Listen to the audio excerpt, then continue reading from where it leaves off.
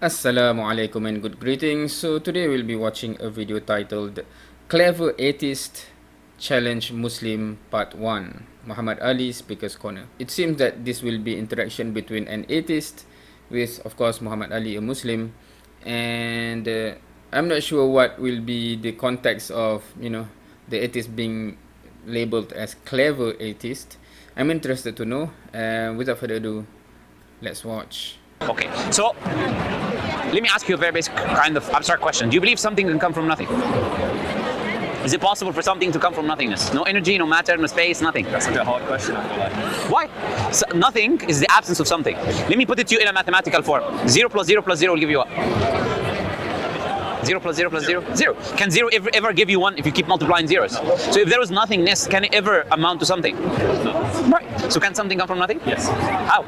You mean no? I mean no, yeah. Yeah, it's okay. I mean no. Yeah, so we say that you cannot have something coming from nothing.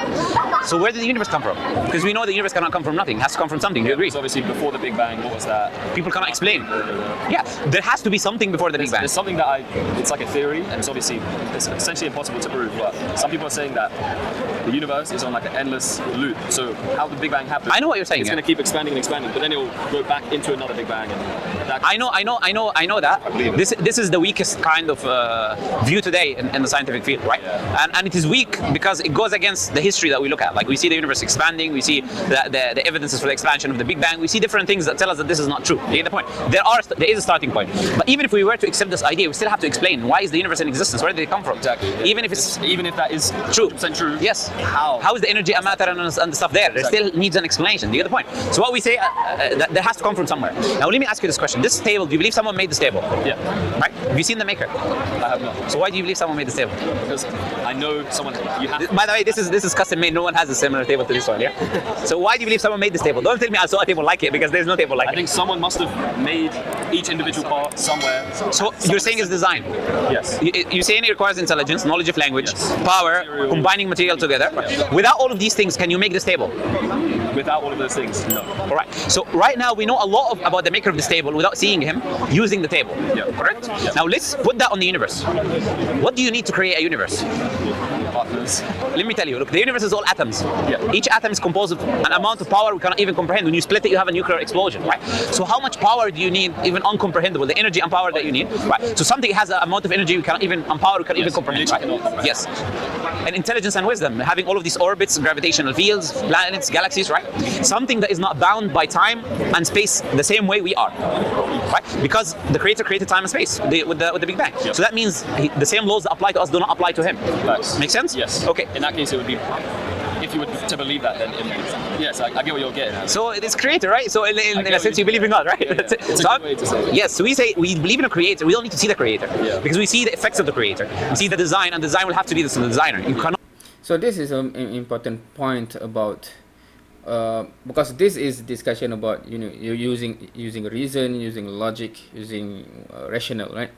And I think most common demand from atheists that I have come across with is that they demand empirical evidence for God, meaning that it must be demonstrable, I don't know, in the lab, something like that.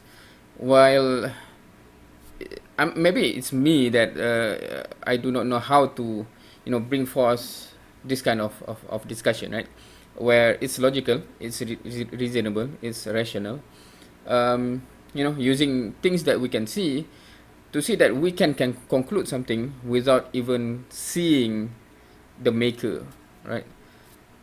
Not bring the universe into existence without these attributes. And if you possess these attributes, then that's what we call God. Yeah. Make sense? Yeah. So you believe in God? Yes. Or you accept God? still- How do they even call it believe? Because it's rational now, right? You still can't. I guess. Yeah, that's another thing, because normally there's an assumption that concluding that God, there's a creator, as if it's pure belief without coming to that conclusion from a reasoning perspective. Yes, in that way I do, but I wouldn't say I like believe in it. I don't know how to, because my friend, he has the same argument to me. He's Christian, and he basically said the exact same thing. Okay. and that's my closest friend. I just can't like. I need to like. It depends. Look, see it to believe it, but yeah, it depends what you mean by believe, right? That's why I said to you, look, if something makes sense to you, do you accept it? I guess so. Yeah. Right. So I would separate between How belief. do you explain that? Does it all make sense? All the things you explain Makes sense. Makes sense. So it's a rational argument, and you have assumptions. These assumptions make sense. Yeah. The conclusion must follow. Correct. I guess so. Yeah. So I would say you accept the existence of God. There's nothing about belief there. Just like you wouldn't say you believe. Yeah, that's the thing, right? It's kind of like a misnomer or something where, belief is just you put your faith onto it without having any reason or rational or supporting argument towards it. Because Islam is not like that. Believe there is a maker of this table. You know there has to be a maker of this table because rationally you cannot create the table without it. Yeah. So you know there is a creator of the universe because the universe cannot exist without it.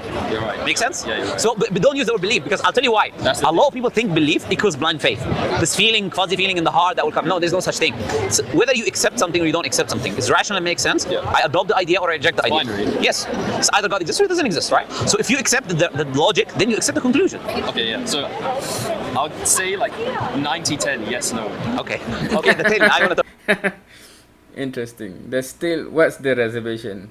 Meaning that's, for example, going back to the table, is it like 90% I believe there's a maker of the table, but 10% perhaps no? Is it like that? Talk about the thing. Where does the thing come from? Just because I'm scared. I like 100%, So I know you. tell me, okay, let me tell you something. Is anything absolute 100%? No. Then I got your problem now. This is the issue now. I don't. This is, who do you listen to? Or have you read any books? Who do you listen to online? Sam Harris, Richard Dawkins, this type of people? Like Jordan Peterson. Jordan Peterson, yeah. Who else? All those types of people. Sure. So those type of people that you're talking about are the ones who will give you this idea of doubt, right? Do you exist? You? Yeah. How do you know? I think it, therefore I am. So you're using Descartes' cogito, which is I think, therefore I am. That's what you're using. But this has even been criticized. If you want to be skeptical, what does I mean in that statement? You have to have a concept of language. My consciousness. No, you have to have a concept of language. You have to have a concept of oneself, separate from others, in order for you to make that statement. True. So where do they come from? Just me observing. But you cannot observe unless we still establish that you exist first. What is me? I guess. So you have to like accept existence. It's like, what is the thing that's behind my consciousness, essentially? Right? Yeah, not only that, you would accept that language exists, the separation, the identity, love identity, separation between objects. Like I'm different than you are different than me, etc. So you have to accept all of these things to bring the cogito. What the cogito assumes is just consciousness. No. If you say I think, you assume that there's thinking, there's a concept of thinking, you assume there's a concept of I, and then you assume, already, do you get the point? Okay. This is the criticism. Look, if you want to be skeptical, you will not be able even to accept your own existence. This life becomes absurd. That is meaningless. I think everything's just mathematics. So like the universal language is math. So are you using mathematics now? Yes. How? The sound waves from my voice. It's not mathematics. That is math. It's math. Can you define mathematics? Define mathematics. Yeah. Can you get your phone, I go think to a it's- dictionary and to put me, mathematics? my definition is the language of the universe. Okay, so does any I think language anywhere, like no, maths anywhere in the universe, in any universe. does any dictionary on earth define it in the same way you do? I'm not sure. The answer is no. Okay. So when you say mathematics, you use a word which already defining language. So that's why I'm disagreeing with you, right? I So you have a new word now that Words have a lot of meaning. There's many. absolutely. So you cannot use the word mathematics that already has a meaning, right? So then it's not mathematics It's anymore. the whole purpose. Yeah. Yes, do you get the point? Yes. So why is it that you believe that? I believe it. So it's not mathematics, but what is it? No. Magic. So, look, Universal. let me ask you this, like be serious with me. Like, No. you say you believe in magic. Look, I'm asking No, you I don't this. believe in magic. No, but Actually, you just said that. I do believe magic. Okay. But if God created, like, I would say that God created everything. So magic, supernatural. Don't call that magic. Again, you use word. By the way, I'm very particular with my words, right? Yeah. Because words convey meaning. No. Yeah, words convey meaning, and people will misunderstand what you say if you miscommunicate what you say, right? You have to be very particular with the terms that you use. So if you say magic, that does not apply to God. What we believe, this is the abilities of God. The attributes of God are in manifesting in creation. It's not magic. What we call magic is something from nothing, for example, right? So like me bringing rabbit now from thin air or something like that, or astrology for women or something. This is magic, right? Other than that, we don't believe in magic, right? So we believe. You say you accept the existence of a creator, right? If you put this 10% is useless as long as it makes sense logically. If it follows logically, consistent, I should accept the principle. Yeah. Even Descartes himself lives his life based on that. If it makes logical sense, I will accept it. You understand? Yeah. So, And I do computer science. okay. I'm a logical person. And Good. the way you explain it to me, I can't really argue it. Yeah. So that's interesting, right? Meaning, what's holding someone back when reason and logic they cannot argue against something, but they still want to reject at least a portion of it. Meaning, meaning to accept it fully, somehow there's something stopping them. What is it? Because for someone that claim, I'm not talking about this person here, but generally speaking, atheists generally claim to be the most logical and rational people around, right? Compared to theists. But in an interaction like this, it does that assumption is being questioned. Meaning that if you are meaning you use reason, you use logic, you use rational, and you encounter a statement and argument that rationally, logically, you cannot find anything to make it fall down, to go against it, but you still resisting yourself to accept it to be the truth. So what is it? Because it cannot be rational, it cannot be logical, so it must be something else, right? So, because look, I'm just telling you common sense, what I'm saying is very, very basic common sense. Because look, this is our point. We trust our experiences. Yeah. You don't live your life doubting that you don't exist, even with a 10%. You don't live your life doubting that she's not here, or he's not here, or I'm not here. You don't live your life like that. If you live your life like that, you'll go in front of the bus, because maybe the bus doesn't exist, right? But you're not going to live your life like that because you know the bus is there. You intuitively trust your experiences. You know that you exist, so there has to be axioms to everything. I have to accept my existence. I have to accept the universe's existence, right? And I have, based on that, then I make logical conclusions. Does that make sense? Yeah. So that's how Muslims operate. Because without that, life becomes absurd. Just as I was just trying to say to you, right? Makes a lot of sense. Okay, so there is a creator. Based on there is a creator, we say there is purpose as well. Because everything created is given purpose by the manufacturer or the maker. Like destiny. Yes. In a way, we believe that. We have a different understanding of it, but we believe it, right? So this bottle, for example, the one who gave it a purpose, the one who restricted it in a specific way was the maker. So what you create, you give purpose to. So if we're created by the creator by definition gives us purpose. Yeah. Make sense? Yeah. Right. So we say as Muslims there are different prophets and messengers. These prophets and messengers came in the past. You heard about Jesus, Moses, Noah, Abraham, right? Yeah. They come to tell you your purpose in this life. And they bring you a revelation from the creator. And within that revelation, they tell you your purpose in life. Now the question is, how do I know whether someone is a messenger of God or not? Ask them. Okay, if I said to you I'm a messenger of God, do you accept it? Yeah. Okay, but you have a very low... Really? Because you would demand proof, right? Bar now of acceptance, Yeah, right? that's Because if everyone says I'm a messenger of God, how many religions would we have? How many gods would we have? How many? Right? There has to be something that substantiates the claim that you make. From a Muslim perspective, we say the following: in order for us to accept someone as a messenger of God, he has to demonstrate something that I cannot do. Because the Creator did. Because the Creator can break the laws that we... What about learning? If you learn to do that thing, that doesn't apply. That's what I'm saying. Something you cannot even learn to do. Okay. You cannot... Something basically impossible to me. Yes, something outside the natural laws of humans. Like for example, Moses bringing a stick from the road and parting two seas. I cannot do that. You cannot do that. You cannot learn how to do that. You get the point, yeah? So these are what we would call miraculous acts to demonstrate these people are messengers, right? Similarly, Prophet Muhammad brought his own type of miracles to demonstrate that he's a messenger from the Creator. Make sense? Yeah. Okay. Do we know the future, me or you? I think the future is the present. Okay. I think...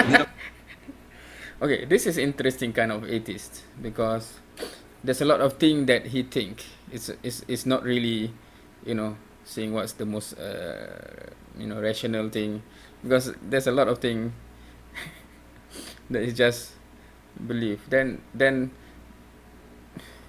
that's even more ridiculous than.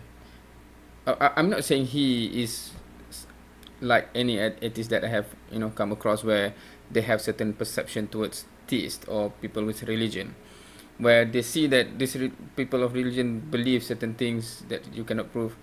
But then if those atheists just like him have, I think the future is the present or something like that, then you are not outside of what you criticize, basically, right?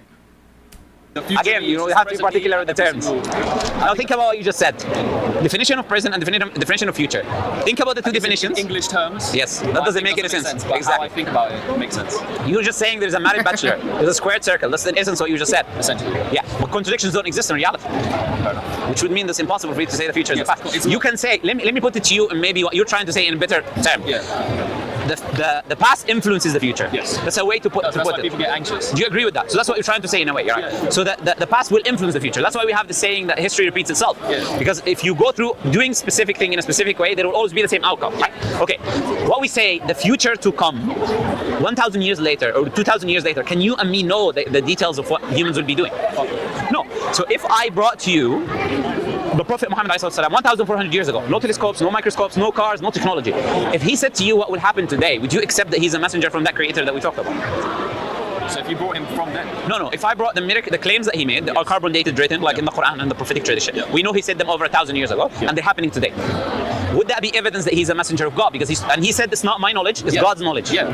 Because as we said in the beginning, God is not bound in the same laws that we are, so he can know the future. Yeah. Right. So Allah can tell Prophet Muhammad the future. So if we see the future happening, that's evidence that Prophet Muhammad is a messenger. Make sense? Yeah. Right. I'll give you a few examples of what Prophet Muhammad said. Prophet Muhammad said you will see the barefoot Bedouin Arabs. You know the Bedouin Arabs? Bedouin Arabs are Arabs who live in the desert. They don't have buildings and civilizations and cities, right? He said you will see the Bedouin Arabs competing in building the tallest buildings. Where's the tallest building today in the world? Burj Khalifa. He said that 1,400 years ago. I remember. You know, 60 years ago, Dubai was a desert. Yeah. What happened? Why did it change? Oil. Excellent. Do you know he said 1,400 years ago, the earth would puke its treasures and money will become abundant within you. Now, oil was not of value until today. So today we're using it in all of these technologies. Yeah. Yes. So would he have known that? Not only that what they will do, but how they will be able to do what they do. It's a bit mad, yeah. Yeah. Now, It's a bit mad. Prophet Muhammad said, I'll give you fuel now. Prophet Muhammad said the woman will be taken, her belly will be cut open, and the baby will be discarded out of fear of having pregnancy. What do we call that today? C-section. Now, how would he know that 1,400 years ago? And he said, out of fear of having pregnancy. You know, in the past, if you cut a woman, she's dead. That's it. Yeah. There was no the technology that we have today to actually. Incomprehensible at the time. Yeah, things you can't even think about. Prophet Muhammad said the deserts of Arabia will become green again. Now, let me show you something. I'll show you something interesting. Yeah, from a Muslim website called NASA. Yeah. Show you something interesting now. Give me 1 second. So, when Prophet Muhammad said that the deserts of Arabia will become green again, what does again mean? Yeah, so it'll come back. So it's already happened. So in the past, he's making two claims. He's making a claim about history, that the deserts of Arabia used to be green. Yeah. And then he's making a claim in the future that the deserts of Arabia will turn green again, meadows and rivers like they used to do. Okay, now look. Let me show you first. You know Nature magazine, yeah? Yeah. Okay. Very Another Muslim website, yeah? So, of course, Nature Middle East, yeah? Okay. So, unrevealing Arabia Unfortunately, I cannot see. is green past. So they show you fossils, they show you traces from 10,000 Asian lakes using satellites. They show you fossils of animals like elephants that only live if there is an abundance amount of water. So they say thousands of years before, there was water in these deserts of Arabia. Now, we know that because of technology, like satellites and all of this fossil information, but how Prophet Muhammad know the history? Now he's talking about the future, not only the future, but the past as well, right? NASA, look, this is the deserts of Arabia, look. 1987, 1991, 2000, 2012. Do you see the difference? Yeah. Magnificent difference, right? Where did all this greenery came from? Technology. We're able to access the water deep within the earth. Huh. Well, I've got Go I ahead. think it's just the natural cycle of Earth. If we were not doing any of this technological advancement, maybe that would be happening in 200 years from now because it'd be slower. Because the last If we're not using technology, this will happen. Excellent. Let me ask you this question. How do you know all of that? just from previous From our technology as humans and our advancements of knowing how the earth works. past. Thank you. But did Prophet Muhammad know that 1,400 years ago? You see, I want you to put yourself there, 1,400 years before. Things were not as today we understand a lot of things about the world, right? So what you're saying is only proving the point. You get the point? Do get you. Yeah, that he knew these things that we're just learning today, or we learned today, right? The question is, could he, by the way, I can give you over 20 predictions right now, Yeah. right? The question is, and that's one example, could he have known that if he was not a messenger of God? Okay, I'll give you more. I'm not only, even though you agreed already, but I'll give you more. The Quran talks about the natural phenomena, the earth, how things happen in the world that we are learning about today. For example, the Quran talks about the universe expanding. Yeah. And we learned that in the 1900s, they're using Hubble telescope. Yeah, the magnificent. redshift, blue shift. Yes, all of that. Exactly. So you know about the redshift, the sixth sense, right? The length of the galaxy, the fabric of space is stretching. So these are observable things. Yeah. But that's in the Quran 1,400 years ago. The Quran said we built this heavens with power and we're expanding it. 1,400 years ago. The Quran talks about biology. It says that every living thing is made from water. Chapter 21, verse 30. It says that we've made every living thing from water. Today we know cells. Everything that has cells has water. Isn't it? I thought that was carbon. No, water. You know, water. Yeah, sure. Every cell has 60 to 70% water, right? For humans, yeah. No, every living thing.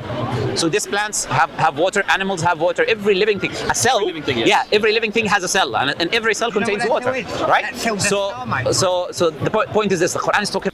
There's someone suddenly come into the picture.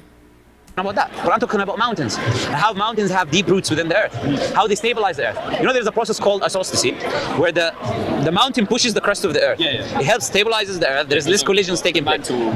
Exactly. You know a lot of these things, right? But you have a lot of scientific knowledge, right? I'll give you one. You can talk to my friend Khalid. Khalid. I'll give you one. How did the Egyptian sun Can you talk to my friend over there? No, Ra goes to sleep and it disappears. Sure. It ain't real. Sure, thank you. Khalid, can you? Okay, he's gone. Some people are like, gone. Okay, coming back to what we're saying. So all of these, by the way, there are other evidences. Now, you agree with me that he has to be a messenger of God. This is how we view ourselves as Muslims, right? In the way we've been talking about and all the reasoning you gave me, I agree. Yes, and everything I told you, I can give you references for, right? Yeah, I believe that. Yeah. So what we're saying as Muslims is the following, right? Islam is a rational religion. We follow things based on evidence. Evidence is there. It makes sense. It's rational. We follow it. That's why we're Muslims. There's no blind faith. There's no just believe it because people believe it. You get the point? Yeah. Yep. So I'm hoping for part number 2, because this is just posted recently. So part number 2 will come in the near future, hopefully.